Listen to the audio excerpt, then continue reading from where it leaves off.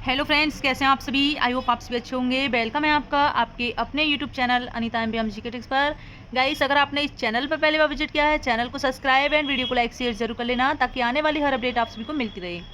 ठीक है, तो वीडियो काफ़ी महत्वपूर्ण रहने वाली है, इसलिए आप लोग वीडियो में अंत तक बने रहना। जो भी कैंडिडेट्स हैं सभी तक की जानकारी जानी चाहिए। ओवर एज वाले कैंडिडेट्स हैं, एस्टेट अपेयरिंग वाले जो कैंडिडेट्स हैं, ठीक है, BEd DLED सभी के पास ही जानकारी जानी चाहिए। देखिए, एक न्यू लेटेस्ट अपडेट है BPSC TRE 3.0 से रिलेटेड। सबसे पहले तो हम उनके लिए जानकारी देते हैं जिनका कि 6 to 8 का एग्ज़ाम है, 1 to 5 का एग्ज़ाम है। देखिए, आप सभी के जो है एडमिट कार्ड आ गए हैं, तो डाउनलोड कर लें, क्योंकि साइट बिजी रहने के कारण आप सुधार नहीं कर पाएंगे उसमें। फिर क्योंकि लिंक जो है ओपन हो चुकी है, आपके पास मौका है। एक पासपोर्ट साइज़ फ़ोटो की ज़रूरत है आपको, और अपना रोल नंबर डैशबोर्ड साइट पर जाकर लॉगिन कर सकते हैं। ठीक है, तो ये तो रही आपकी 1 to 5 और 6 to 8 के लिए अपडेट।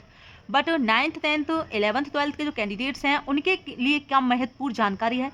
देखिए, आप सभी को हमने बताया था कि लगातार प्रदर्शन हो रहा है, तो प्रदर्शन किया था BPSC शिक्षा विभाग में। ठीक है, आपकी जो डेट है एग्ज़ाम डेट वो रद्द हो चुकी है 9th 10th 11th 12th की। अब इस भर्ती में एस्टेट अपेयरिंग वालों को, ओवर एज वालों को एंड 5 अटेम्प्ट्स को लेकर क्या बात की गई। इसी के शिक्षा विभाग के पास पहुंचे थे कैंडिडेट्स 11 बजे। आपको ये जानकारी हमने कल भी दी थी, जहां उन्होंने अपने हक की जो है बात कही थी। BPSC के अध्यक्ष और शिक्षा विभाग के अधिकारियों से वहां क्या बात की गई है, सारी जानकारी मैं आपको बताऊंगी। कैंडिडेट्स से क्या कहा गया है, ठीक है, तो वही मैं आपको बताने वाली हूँ। और कितने कैंडिडेट्स के फॉर्म रिजेक्ट किए गए हैं, क्योंकि अब आपका 9th 10th 11th 12th वाला एग्ज़ाम में डिले होगा।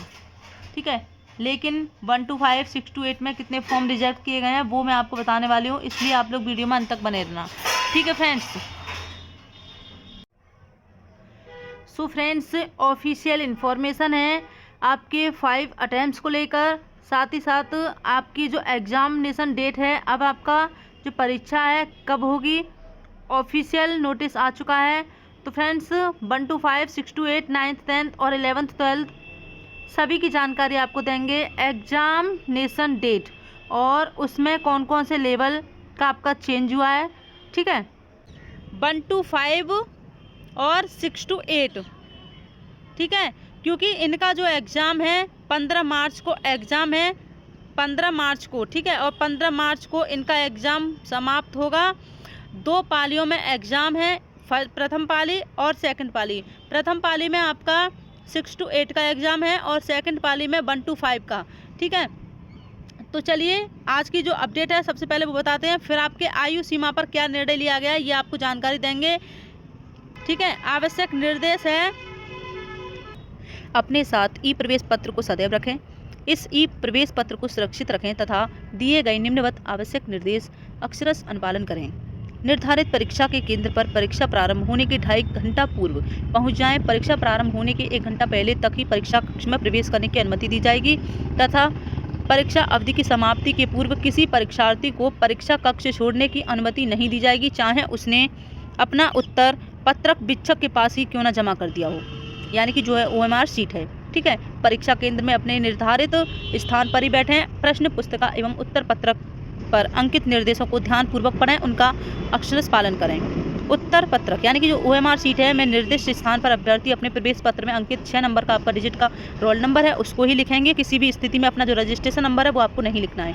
ठीक है, नियत स्थान पर ही अपना नाम अनुक्रमांक लिखेंगे। रोल नंबर अंकन में गोलों को नहीं रंगने, त्रुटिपूर्ण ढंग से रंगने की स्थिति में OMR रद्द कर दिया जाएगा। अभ्यर्थी उत्तर पत्रक यानी कि OMR शीट में किसी प्रकार का चिन्ह पहचान अंकित ना करें। उत्तर पत्रक में, ठीक है, व्हाइटनर या फिर किसी भी इरेजर वगैरह का प्रयोग नहीं करें। वस्तुनिष्ठ प्रश्नों के उत्तर के लिए अभ्यर्थी उत्तर यानी कि OMR शीट में अंकित अनुदेश के अनुसार प्रत्येक वस्तुनिष्ठ प्रश्नों के विरुद्ध विकल्पों में से एक ही विकल्प का चुनाव करेंगे। ठीक है, उसे रंगेंगे एक ही को, ऐसे नहीं कि 4 ऑप्शन में से आपने 3 गोले भर दिए, 2 गोले भर दिए। ठीक है, उपयुक्त अंकित निर्देश का अनुपालन नहीं किए जाने की स्थिति में संबंधित अभ्यर्थी के OMR शीट को अमान्य रद्द किया जा सकता है। OMR शीट में क्वेश्चंस बुकलेट सीरीज पूर्व से अंकित करें। ठीक है, पूर्व से अंकित रहेगा, यहाँ पर अंकित रहेगा। परीक्षा भवन में अपने साथ blue black ball point pen के अतिरिक्त कोई अन्य सामग्री न लाएं। वस्तुनिष्ठ परीक्षा के उत्तर पत्रकों OMR शीट में प्रश्नों के उत्तर अभ्यर्थी द्वारा ब्लू ब्लैक बॉल पॉइंट, ठीक है, पेन से रंगा जाना है और किसी भी स्थिति में एक बार अंकित उत्तर का बदलाव मान्य नहीं रहेगा। ऐसा नहीं है कि आपने किसी दूसरे में गोला भर दिया फिर उसको काट कर आप दूसरा कर रहे हैं, नहीं। उत्तर के विरुद्ध अंकित उत्तर पत्रक यानी कि OMR शीट में काट कूट परिवर्तन या पेंसिल द्वारा अंकित उत्तरों को अमान्य कर दिया जाएगा। Calculator, mobile, Bluetooth, wifi, gadget, electronic pen, pager, यहाँ पर आप सारी जानकारी देख सकते हैं। इलेक्ट्रॉनिक सामग्री वगैरह कुछ नहीं आपके पास होनी चाहिए, ठीक है। परीक्षा केंद्र पर मोबाइल के साथ प्रवेश एंट्री नहीं दी जाएगी, ठीक है। अब यह प्रवेश पत्र विज्ञापन संख्या आपका 22/2024 विद्यालय अध्यापक भर्ती परीक्षा के अधीन ऑनलाइन आवेदन में आपके द्वारा की गई प्रविष्टि को सही मानकर जारी किया गया है। यह प्रवेश पत्र पूर्णतः औपबंधित है, ठीक है। पात्रता के संबंध में अंतिम निर्णय डॉक्यूमेंट्स वेरिफिकेशन के समय अंकित तथ्यों से संबंधित कागजातों की विधिवत जांच सत्यापन के पश्चात ही किया जा सकेगा। यह प्रवेश पत्र आपके पात्रता को निर्धारित नहीं करता है। आपके द्वारा ऑनलाइन आवेदन में की गई प्रविष्टि एवं उससे संबंधित कागजात में किसी प्रकार की भिन्नता रहने पाए जाने या किसी भी स्तर पर लिखित परीक्षा साक्षात्कार के समय या साक्षात्कार के उपरांत विज्ञापन के शर्तों के अनुरूप नहीं पाए जाने की स्थिति में आपकी उम्मीदवारी के संबंध में आयोग निर्णय लेने के लिए स्वतंत्र होगा, ठीक है। तो ये सारी जानकारी दी गई है इस यहाँ पर आप देख पा रहे होंगे इसमें, ओके। अब इसकी हम ऑफिशियल वेबसाइट पर चलते हैं और बताते हैं आपको। तो देखिए आपकी जो एग्ज़ाम है 9th 10th 11th और 12th का, ये आपका एग्ज़ाम मई या फिर जून में आपका ये एग्ज़ाम होगा, ठीक है। क्योंकि बहुत सारे ऐसे फैक्ट्स हैं जिसकी वजह से आपका जो एग्ज़ाम है डिले होगा, क्योंकि पोस्टपोन तो आपका एग्ज़ाम हो चुका है। अब आपका एग्ज़ाम मई में हो सकता है। इसको लेकर जो इन्फॉर्मेशन है, ठीक है, 16 मार्च की होने वाली आपकी परीक्षा रद्द हुई थी। शिक्षा विभाग में कुछ कैंडिडेट्स गए थे ओवर एज वाले, और एस्टेट अपेयरिंग को मौका मिलना चाहिए, और जो एज रिलैक्सेशन है वो 10 साल का मिलना चाहिए, या फिर जो है जो आयु सीमा की बाध्यता वो समाप्त कर देनी चाहिए, ठीक है। एंड जो कैंडिडेट्स BPSC शिक्षा विभाग गए थे तो वहाँ पर क्या हुआ है, देखिए आपका जो एज रिलैक्सेशन पर बात की गई थी एंड 5 अटेम्प्ट्स पर बात की गई थी, और एस्टेट अपेयरिंग को मौका मिलना चाहिए। क्या आपके इसमें आवेदन दोबारा से होंगे? आवेदन दोबारा से इसमें होंगे।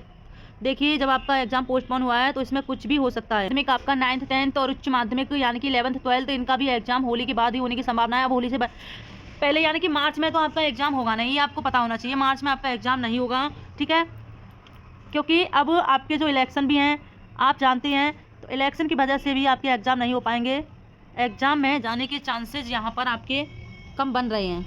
तो अब वहाँ पर क्या कहा गया है, जो BPSC गए थे छात्र कैंडिडेट्स, आपकी 3 बैठक होनी है, ठीक है, 3 कैबिनेट बैठक होनी है। वहाँ पर आपका निर्णय लिया जाएगा इस चीज़ को लेकर।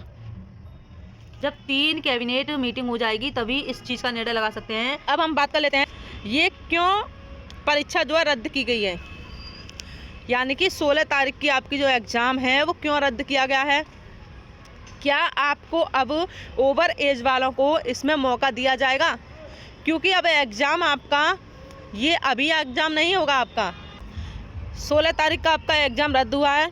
ओवर एज वाले जो कैंडिडेट्स हैं लगातार मांग कर रहे हैं, प्रदर्शन कर रहे हैं। कोर्ट में भी ये मामला गया है कि 10 साल की उन्हें छूट मिलनी चाहिए।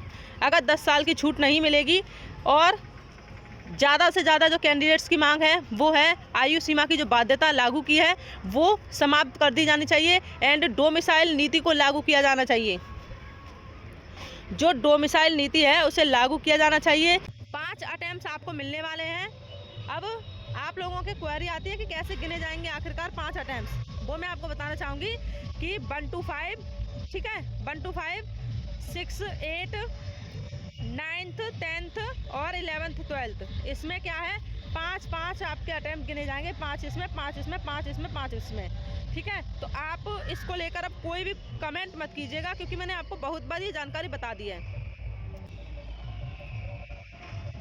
डोमिसाइल नीति के बारे में क्या कहा गया वो आप जान लीजिए। सब आर्टिकल 2 सब क्लॉज 2 राज्य के अधीन किसी नियोजन या पद के संबंध में केवल धर्म, मूल वंश, जाति, लिंग, उद्भाव, जन्म स्थान, निवास, ध्यान देंगे, जन्म स्थान, निवास या इनमें से किसी के आधार पर न तो कोई नागरिक अपात्र होगा और न उससे विभेद किया जाएगा। तो भारत के संविधान का अनुच्छेद 16 ये कहता है कि जन्म स्थान और निवास के आधार पर आप किसी उम्मीदवार को अपात्र नहीं कर सकते। ये नहीं कह सकते हैं कि किसी राज्य से बाहर अगर किसी का जन्म स्थान या निवास है तो वो इस चयन प्रक्रिया में पात्र होने के लिए अपात्र है, अयोग्य है, ये नहीं किया जा सकता है। अगर ऐसी कोई प्रक्रिया चलेगी तो वो गैर कानूनी भी होगी और असंवैधानिक भी होगी। पूरे देश के लोग इस परीक्षा में शामिल होने के लिए पात्र हों। चयन तो मेरिट के। अगर आपका कोई भी त्रुटि इसमें हो गया है, बीपीएससी तैयारी 3.0 में आपने फॉर्म अप्लाई किया था, कोई भी गलती हो गई है, छोटी गलती हुई है या बड़ी गलती हुई है, तो आप लोग बिल्कुल भी चिंता मत कीजिएगा, ठीक है। जब आपके डॉक्यूमेंट्स देखे जाएंगे तो वहाँ पर कुछ फॉर्म वगैरह भरवा कर तो ये सही करा लिया जाता है, ठीक है। तो आप लोगों के अगर फॉर्म कुछ गलत हो गए हैं तो आप अपनी पढ़ाई पर ही ध्यान दीजिए, क्योंकि अगर फॉर्म गलत हो चुके हैं तो वो हो ही चुके हैं। अब मैं आपको बताना चाहूँगी कि आपका बिहार शिक्षक बहाली तीसरे चरण में अधिक उम्र वालों को मिले 10 साल की छूट, ये छात्रों की मांग है और लगातार छात्रों की मांग बढ़ रही है।